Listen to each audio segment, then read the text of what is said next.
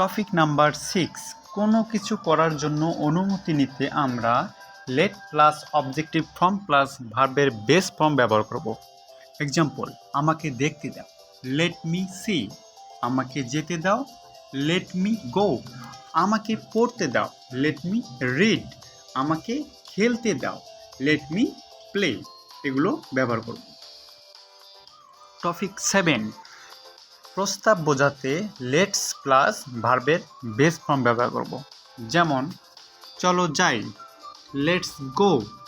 চলো ঢাকা যাই, let's go to Dhaka. চলো ভাত খাই, লেটস ইট রাইস। চলো কাজটি করি, লেটস ডু দ্য ওয়ার্ক।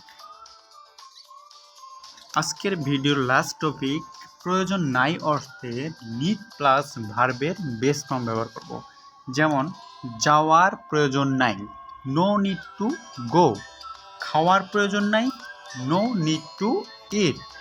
দেখার প্রয়োজন নাই, নো নিড টু সি।